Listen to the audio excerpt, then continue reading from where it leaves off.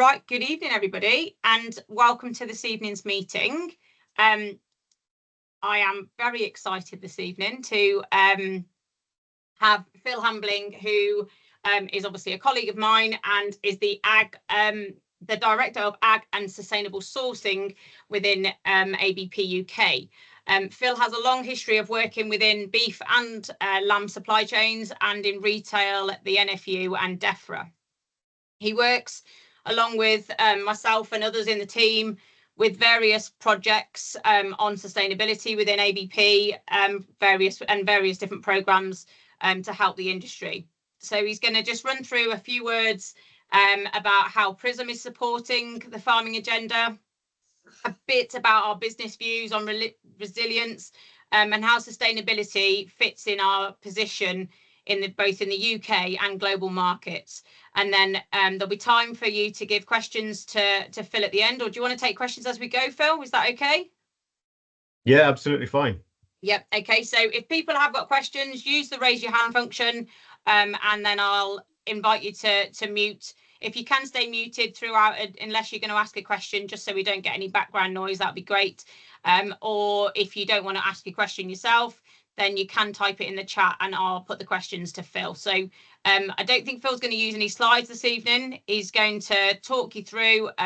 So if you have got any queries or questions, bring them in as we go through. And then at the end, we will go to the prize draw spin to see who wins the Polaris Ranger, or if that isn't the prize of choice, there may be another option for whoever wins. So, but we'll get to that and see who the winner is at the end. So I think without further ado, Phil, I'll hand over to you. Thanks, Katie. And there's a number of familiar names and faces on the screen already. And a huge thank you for those who have given up the time, not just tonight, but for our other online webinars, and of course for the time invested in joining us in the PRISM program. Very acutely aware it comes with a bit of demand of time on the farm itself, and a bit of patience as well in working through the footprinting process. But hopefully it hasn't been too painful for those who haven't been acquainted with it in the past. I'm also grateful for the time. It's obviously been a bit of an interesting year yet again in the agricultural calendar, and quite a split of impacts to the dry weather and not so dry weather, and hopefully those of you who had the opportunity to benefit from a bit of compensatory growth after the recent rainfall have got some good out of it. And I guess it's part of for us, part of helping to bring to life just some of the challenges actually that are faced not just by the weather, but also impacted markets and decisions that farm businesses have to take to operate profitably, but also farm what's in front of them rather than perhaps what's necessarily in the theory book. As Katie says, I'm just going to say a few words. Kind of deliberately not presented any slides tonight because thought it might be better not to kill you with PowerPoint late on a Wednesday night, but also perhaps generate a bit of discussion if there's any particular areas that people are interested in, before we have the prize draw of the Polaris or equivalent value in brackets for something that may be useful, hopefully in supporting the farm, but also maybe investments that you might be looking to contribute towards. I should start off a little bit by saying that it's fair to say that the ABP is in it's still very much in a period of growth in quite a tricky marketplace.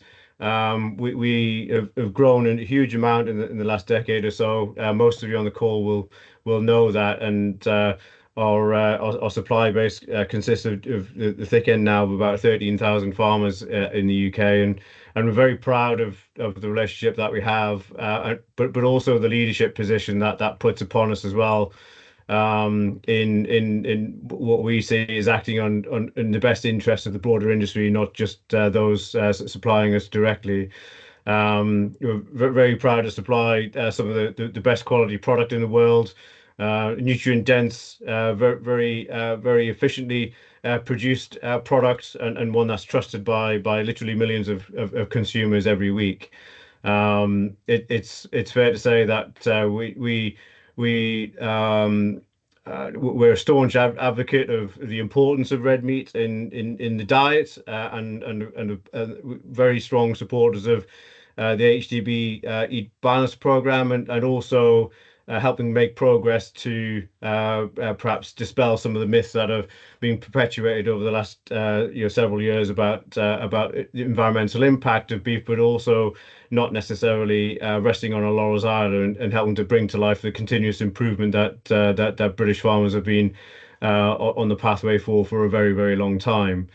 Um, it's fair to say that consumers are with us in both the quality and enjoyment of the product, and it's an incredibly resilient product through all the challenges that red meat has had, beef and lamb for that matter, over the last few decades, and that's a huge asset to us. And it's important that we retain the trust and confidence in that consumers have in us, and repay it by showing that continuous improvement. And that's a little bit of about what Prism is helping us to do, dispelling some of those global myths, particularly around red meat production, but also helping to support customers, or direct customers and retailers, and increasingly more looking to influence and support policy decisions as well.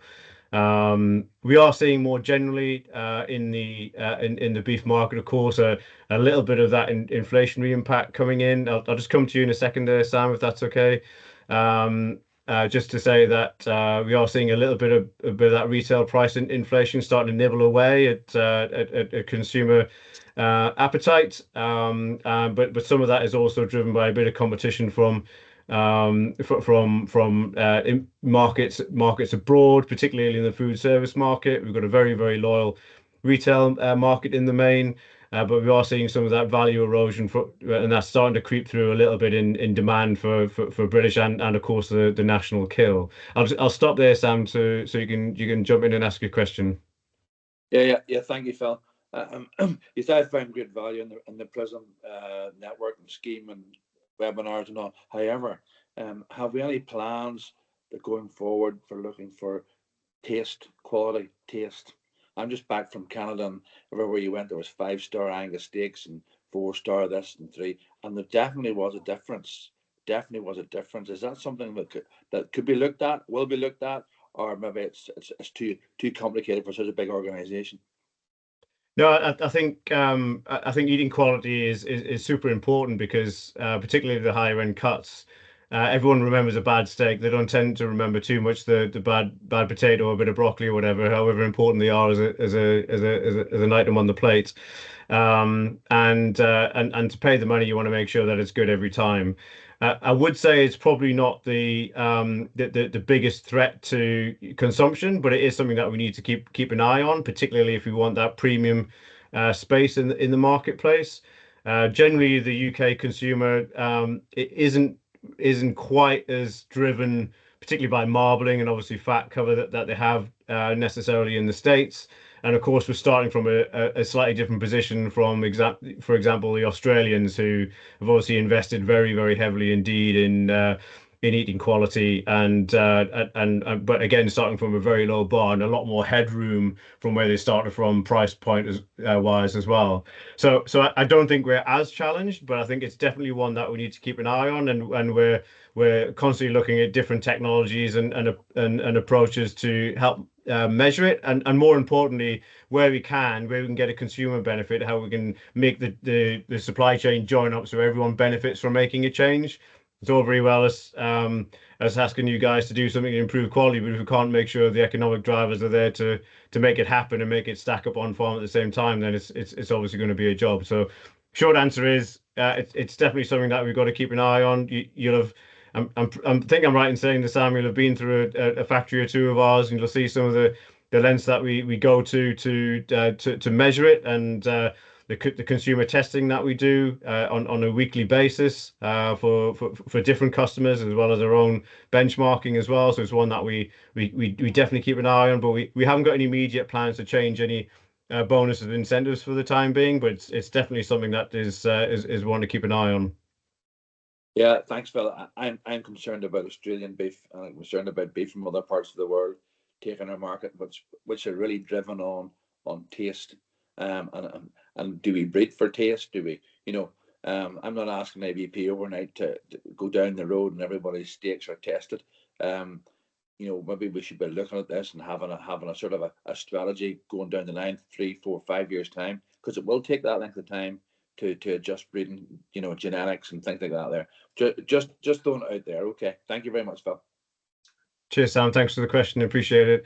I mean, it's probably fair to say one of the big areas that we're keenly aware of now is just the general dynamics in supply, particularly in the UK. And we're probably fortunate to a certain extent that the global situation is also quite tight. You mentioned Australia earlier on there, but also the US market. There's really strong global demand for protein generally, and supply for beef in particular is very, very tight globally. Drawing in product, of course, from South America in particular, but the cyclical nature of the Australian market is we've been quite fortunate, I think, in the context of trade deals, which hopefully we won't dwell too much on the politics of over the last few years, but clearly, where we found ourselves in that cycle has probably been just as well, I would say, in terms of making sure that we get a good return from the marketplace. And I think our job is to try and do what we can to make sure we're showing that opportunity for businesses for the future to invest. And part of that is making sure that we can signpost sustainable returns and also tell our sustainability story to consumers to show the value of buying British, and being shorthand for good quality product, well made, and being done in an environmentally responsible way. Very few consumers out there really understand carbon emissions per se, but they do want to know the job's done right. I often say that I don't tend to look at the technical specs for Boeing or other aircraft manufacturers when I get on a plane, but I kind of trust that the job is done right. And I'd like to think that consumers, when they look at the sign on the door, whether they're in a restaurant or in retail, and they see the Union flag on pack, that they know the job's been done right, and it's our job to try and help support that messaging and ground truth it as well. In today's market, what we are seeing, and I sort of touched on it a second or two ago, is that we are finding carcass balance a bit of a challenge right now. We are seeing a little bit of inflation coming in, particularly for mince and other products, which is helpful from a overall value balance point of view. I think the challenge is on steak cuts at the moment. Again, just facing a bit of competition on the imports front, particularly in the food service, less so in the retail, but it does hang on the trade more generally. So that is something that we're working really, really hard on. And of course, looking to try and do what we can to support confidence and seeing that reasons to be cheerful about the future and good returns. If you think about where supply is, that's not going to turn around very, very quickly. You said, Sam, about eating quality in the next sort of 4 or 5 years, 10 years. Likewise for making sure that we're shoring up production and making sure we've got that confidence to carry on investing in production as well. And it's important that we do what we can to show for those larger businesses as well who are wedded to British sourcing that there's reasons why it's good to do. It's not just about security of supply. It's also that we deliver good product and done in a sustainable way as well. And I see there's another hand up there, Katie. So I'll go to Eric. Very nice to hear your comments there. And you mentioned one about the retailers to get a little bit more involved. Now, the volatility that we have seen, I'm coming up to 83 years of age, and I have never seen anything like what we have seen this year, and all within the past 9 months. Now, it's been a very good year for fatteners, but the replacements that are being bought at the moment, will it be as good in 12 months' time. And I'm saying that you're saying, if I've picked you up correctly, that the retailers are trying to get more involved. Now, what is your definition of getting involved? And number two, like the poultry industry, it has become much more integrated, and that drives performance.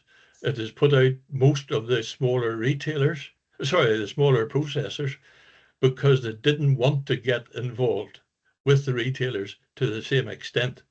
And it's the retailers that mainly do the marketing.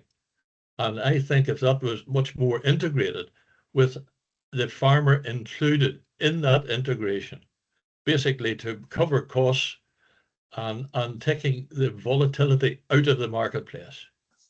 And I believe that will happen with the retailer and the processor, because nobody wants this volatility. No. I think it's fair to say that that it never is a better time needed for good confidence. But I would say that if you look at the intrinsic sort of nature of the marketplace right now, we're seeing a growing population in the UK. We're seeing a static, if not, well, certainly the trend is declining in breeding numbers right now, and a tight global situation. The outlook would suggest pretty strong opportunity for those who are invested for the future. And I do think there are some lessons to be learned from the integrated sector, Eric. I do agree with that.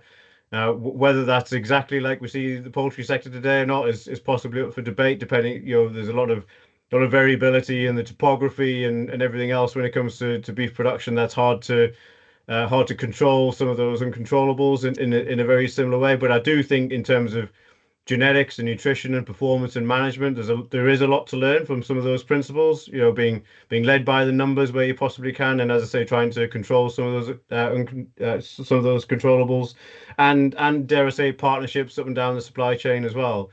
It's true to say that some retailers have got greater appetite than others to kind of reach down and invest for the future.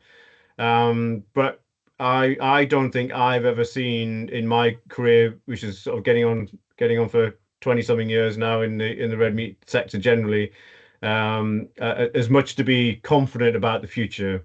In terms of a consumer that wants the product, about the challenge of competition and supply globally, and a willingness to invest. And I think it's a prime opportunity for those who are lined up to invest for the future. And I definitely think there's lessons to be learned from the integrated sector, Eric. Thank you. I'll just tripping on into lamb a little bit. It's probably fair to say it's been a bit of a strange kill pattern for us this year. Fairly heavily influenced by availability of forage, of course, and not unlinked to the patterns in rainfall that we've seen. I'm hoping it's not going to be another very wet and soggy winter after a fairly challenging summertime. But who knows what the winter's going to be bringing? We suspect there's a fair slew of lambs that have come forward on the back of a decent spring, and we might just see a bit of a skew in the kill, as I say, because of the effects of the start of the main season over the summertime there. But as was mentioned earlier on, pretty good returns in the marketplace. And there's nothing to suggest on the dashboard there that there's going to be any significant kind of fundamental changes there for the foreseeable future, really, beyond the kind of normal seasonal pattern. Hoping to see good investment in product heading towards Christmas. Hoping to have a good Christmas like everyone else. We're hoping to sort of build on gains that we've seen in the business with our customers, and see that investment in red meat, which yields a return in retail because it drives footfall and drives additional spend, particularly in occasions like Christmas and Valentine's Day and beyond. And we're hoping to build on that and retain loyalty into the category as well. I think if there were headwinds for us, we would be really concerned about farmer confidence and a lot of the a lot of the noise in the background, whether that be on policy and government and NGOs and everything else, is something that's a real concern for us. And of course, the lack of coherent support from DEFRA and on SFI and beyond isn't particularly helpful. And of course, Rachel Reeves hasn't really done us too much in the way of favours. I don't think she's done anyone any favours actually in the last few months, but certainly not too much sign of that changing anytime soon. And we are just, as I say, just starting to see perhaps a little bit of an insight as to how some of that retail inflation might just drive some sourcing decisions in some parts of the market. But it's something that we keep a weather eye on. I think more generally we'd be keen to see much more join up vision from government out of the food strategy, which should percolate down into government departments that see the red meat sector being a going concern and one that adds value, not just to society but economic value as well.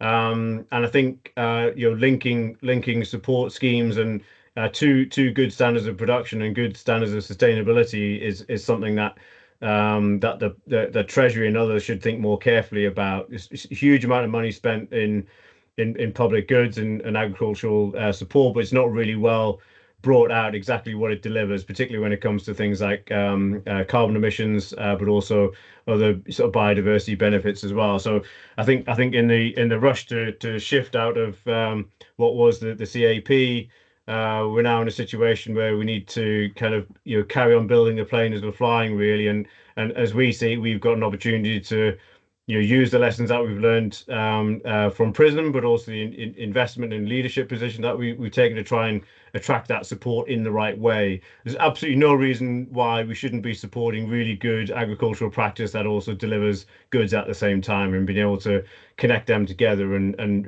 reward people who are invested for the future, doing a really good job for the food chain, but also for the wider environment as well. It makes absolute sense to me. It's just been a bit of a mystery as to why it doesn't make too much sense to those policymakers and decision makers right now. I think I just want to say a little bit around. I've talked about potential growth and stability opportunities in the beef market, likewise for the lamb market. I do think that the progress that we've made from PRISM does help us a lot to sell the sustainability credentials of red meat to a wide range of customers, not just to retailers, but food service and business-to-business customers as well.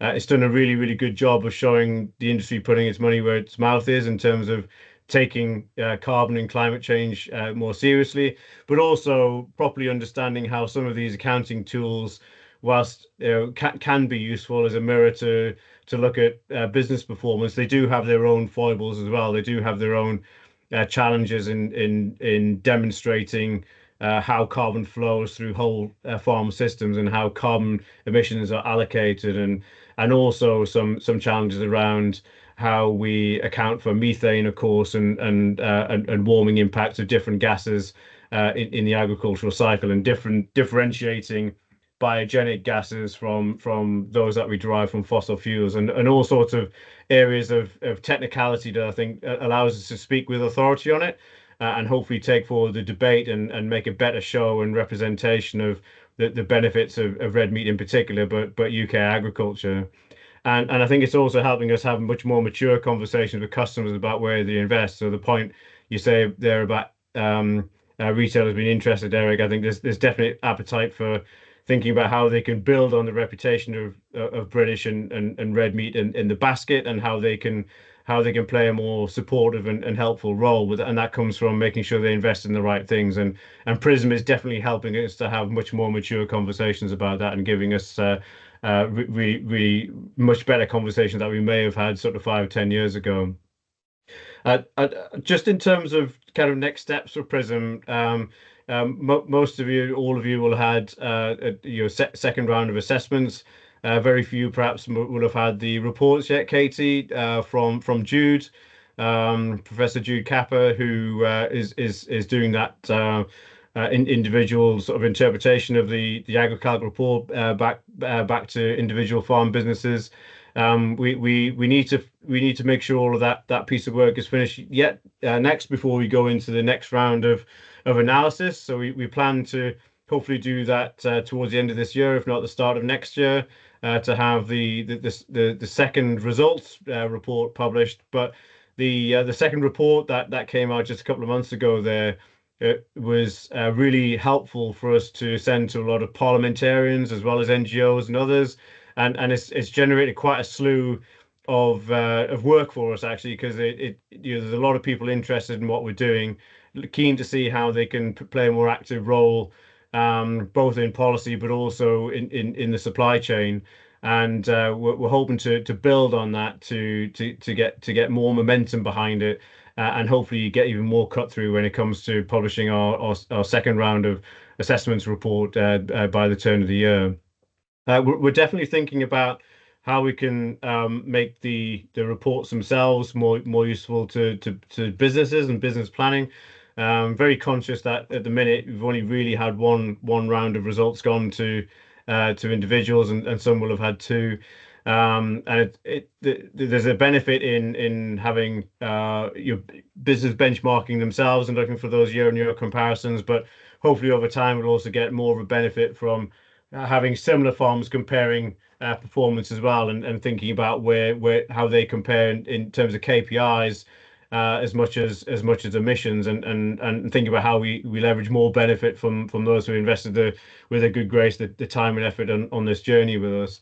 But also think about how we unlock R&D investment. We're looking at particularly the nuances of suckler production in particular. There's a lot of work done, of course, on emissions from beef from the dairy herd, but we also know there's a lot of complexity and nuance for suckler production. Just this morning, Katie and I were talking about nutrition and digestibility of forage in suckler production, how much of a big impact that can have on emissions, where a lot of these things are assumed at the minute when it comes to agriculture and others, and actually there are potentially big gains to be made and make a much bigger impact on a broader base of systems, and looking for opportunities across all systems to get on and improve as well. We're also dovetailing with the HDB baselining work. So some of you, or many of you, on the call will either be part of or will be well aware of the work that is more or less lifting and shifting some of the good investment by John Gilliland in Northern Ireland, with much deeper carbon analysis for carbon stocks on farm, but also doing that whole farm carbon cycle analysis as well, carbon below and above ground, and have much more accurate understanding about how that plays out across the broad range of farmers in our supply chain. I think that's going to be really helpful, I think, particularly on the sequestration point, to properly ground truth that and show just the potential for carbon removals in existing systems, when very much the bar that you've got to get over to demonstrate that at the moment through agriculture is much higher and more difficult to do, and I know that's a source of frustration for many out there. So there's a lot of stuff in the pipeline still to come, and I would just say, again, a huge thanks for everyone for the time, effort, and patience in being on with us on this journey. I'm sure Katie has made it a lot less painful for everybody than I could have done. She's been a great asset, hopefully, to you guys as well as us in helping to make this stuff happen. And we'd be really keen to carry on receiving feedback from you, how we can make it better, particularly for the future, and adding more value for you. And hopefully we'll get to a place where we'll be able to drive on more of that value to a broader range of suppliers as well, where we can. So without further ado, Katie, I'll just sort of pause on speaking, because I'm conscious that we've gone into kind of half an hour or so there of introductions and chat, but very happy to take any questions on anything that we've covered, or any other areas that you might be interested in the marketplace, or generally in issues in the industry and agriculture more generally, and ABP's perspectives on things. Has anyone got any questions? Surely.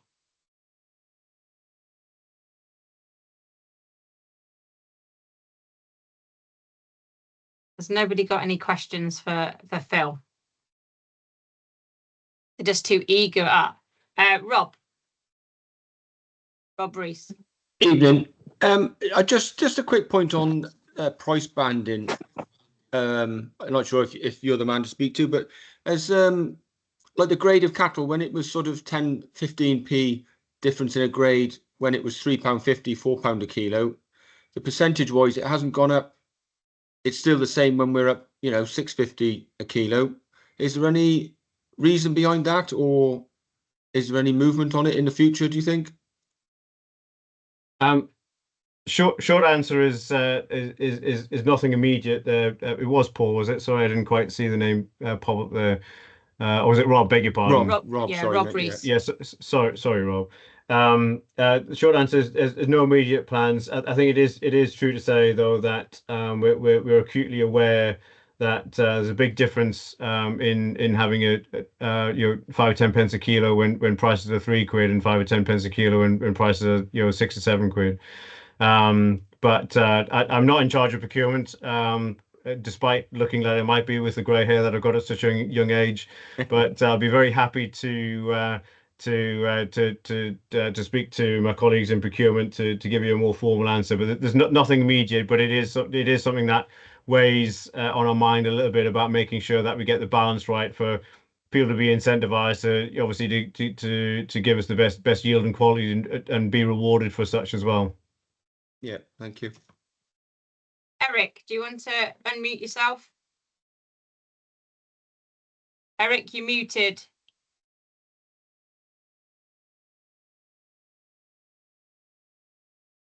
Hello, can you hear me? Yep, we can hear you now. Yeah. Apologies there for making that mistake. The blade system, do you believe you're going to develop that further because you're bringing in genetics?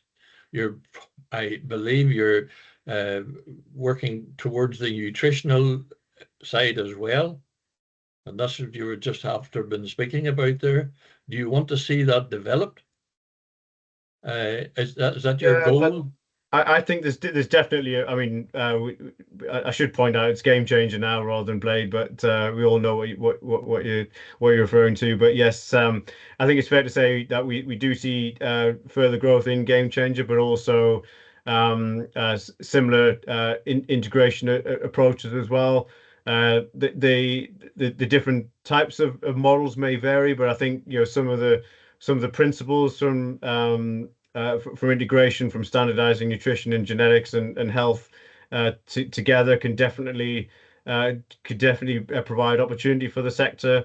I don't think it's going to be ever anywhere near 100% of the industry, but I think it has a lot more headroom to grow, and we're certainly interested in being part of that growth. But that's not to say that it should be at the expense of what we think is an important part of our future supply as well, which is in the suckler and more independent sector as well.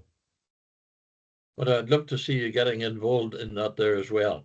And yes, it's all about cost. Like, why have the suckler farms reduced in number? Why have cattle numbers reduced in number? And the main reason is young people.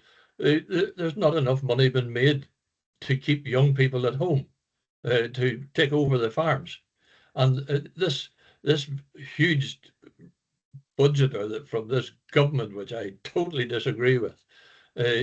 Where's the future for the young people, especially if they're handing over farms and have to give government money if the farm is valued over £1 million or 1.5 or whatever it is.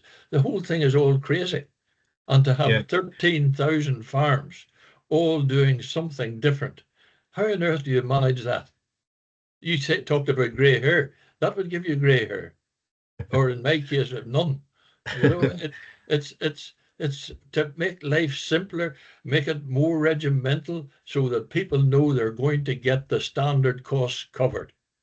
That is so important for the future, and especially for the young people. Can they see a wage coming through that will cover the farming lifestyle?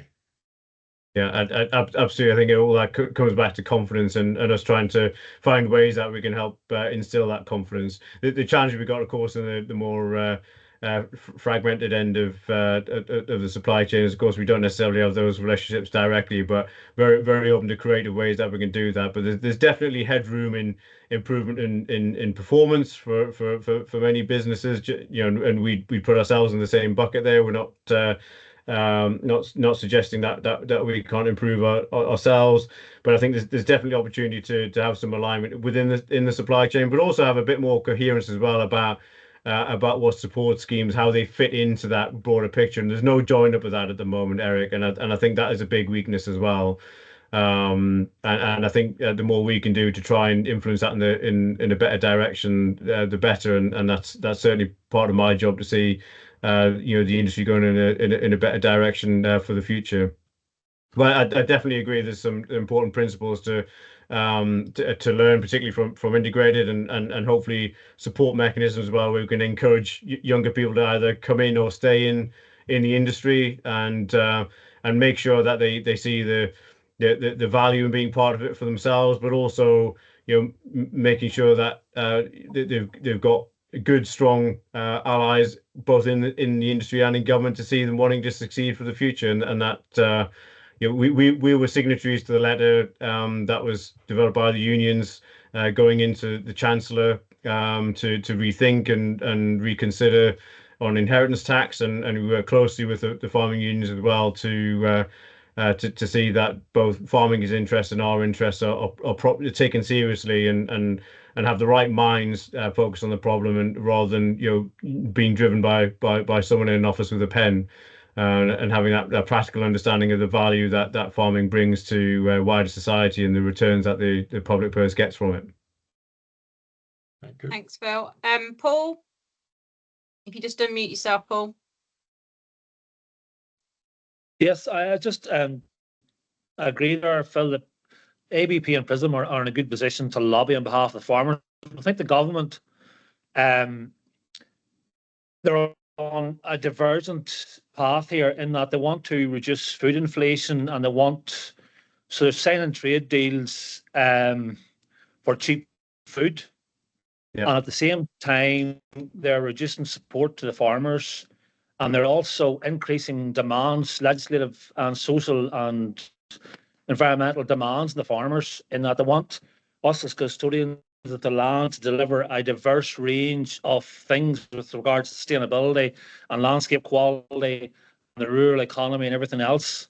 But we cannot the rural communities cannot deliver on all the government's ambitions with regard to biodiversity and sustainability and everything else, unless it's viable for us to continue in the rural community. And we cannot do that unless we're getting a return.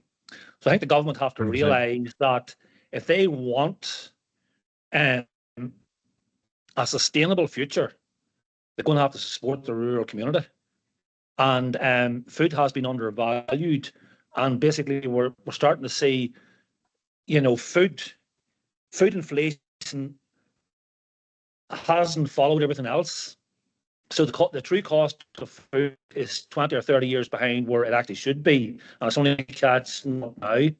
So I think really, as you say, an ABP are in a good position and they're doing a good job. I think this PRISM help to bring together information and to deliver that message to the government policymakers that you cannot have it both ways.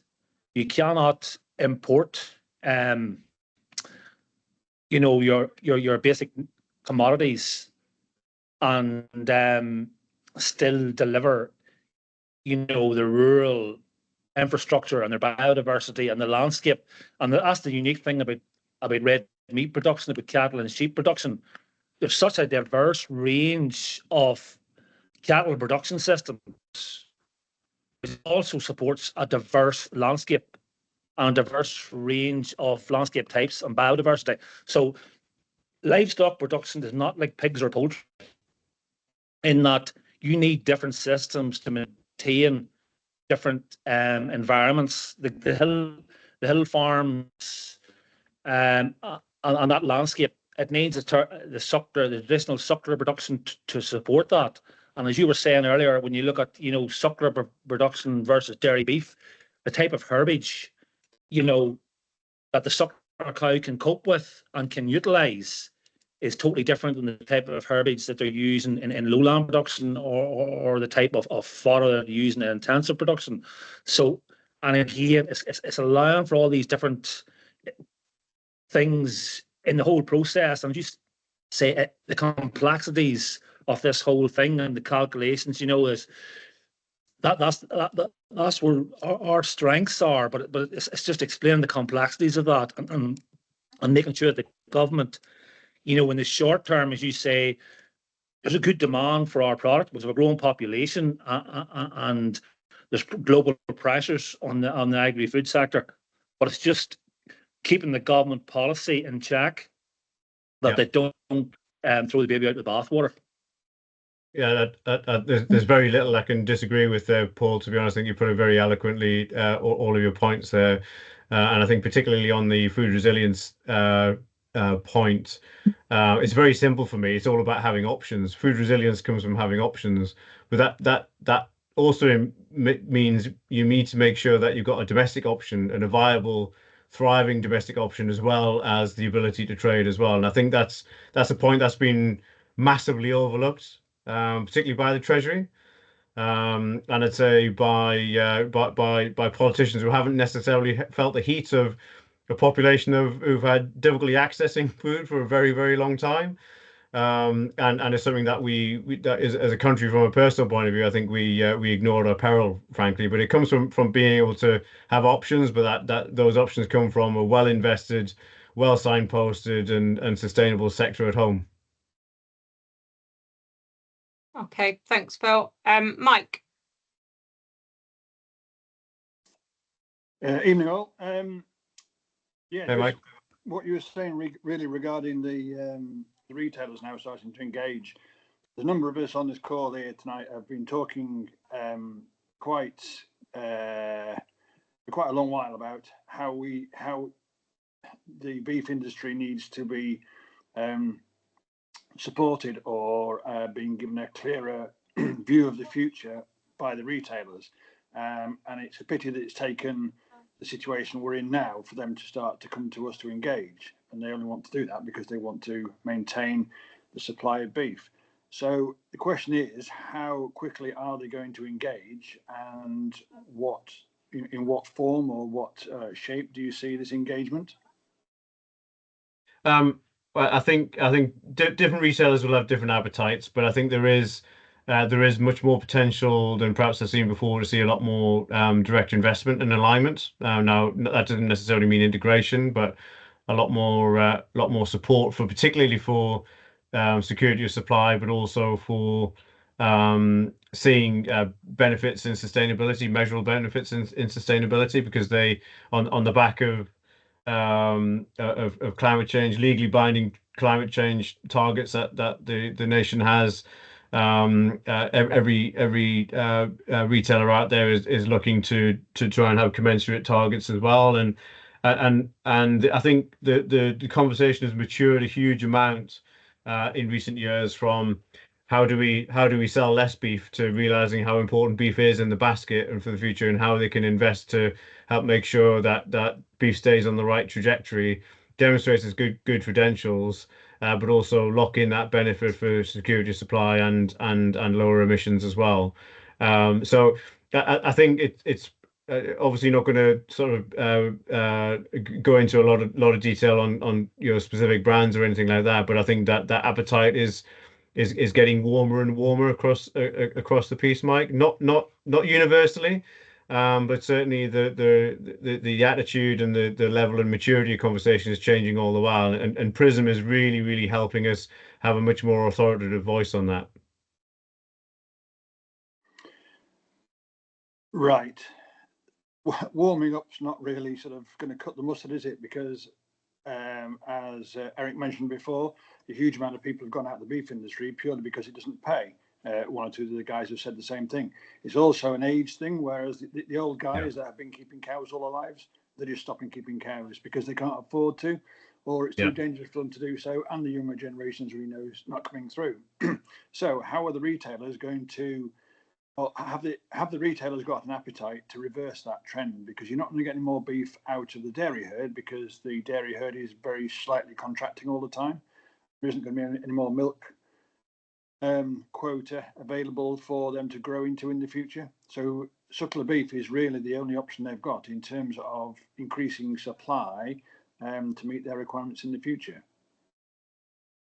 Again, Mike, I'm not going to go into specifics with specific approaches on brands, but the appetite to invest is there with I think with the right offer, and that's something that we're working pretty actively on right now. Well, we all look forward to hearing the details then, Phil. Thanks. Thanks, Mike. There was one question in the chat, but I don't think I've cleared that up with Sean, and I'll double check the answer and go back to him tomorrow about that one. So I don't think we need to bring that one up now. Has anybody else got any other questions for Phil? You're all eagerly awaiting the prize draw. So I will share my screen and I will hit, oh, yeah, that's fine. Sean, I will come back to you tomorrow. So I will share my screen and hit the wheel of fortune. So you obviously can't see everyone's names, but there's 300 odd names within this. And in a minute, it will tell us who the winner is. I feel like we should have a drum roll or something, Katie.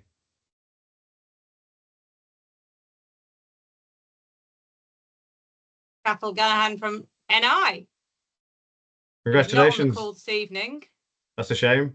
That is a shame, but we will obviously be in touch with him to congratulate him and discuss. So apologies, it's not one of you guys that are on the call this evening. I hope it's not totally time wasted having a bit of a chat this evening. But huge thanks again, not just for your time tonight, but for the work so far with Prism, and hopefully you see what we're trying to drive out. Hopefully in delivering some benefits to you, but also for the wider good as well, and pushing and promoting what the British beef industry can do. Okay, no, thank you. And thank you very much, Phil, for sharing your thoughts with us and allowing people to obviously ask various questions. And Phil obviously isn't going anywhere. So if anyone thinks of questions later on this evening, next week, or the week after, whatever, just feed your questions through to me, and I can pass those questions on to Phil to if you have got any thoughts and want questions answering at any point. So thanks again for joining us this evening. You have all had the other meetings coming up, but we have some physical meetings, one in Dorset, one in Anglesey, another in up in just into Scotland, and then in Yorkshire later on, and then obviously the online meetings. The next online meeting is the 15th of October, all about time. So if you haven't signed up, then do let me know and I will get those invites out to you directly. But thank you very much for this evening, and enjoy the rest of your evening, everybody. Thank you very much. Bye-bye. Thanks, everyone. Bye. Bye. Thanks, guys.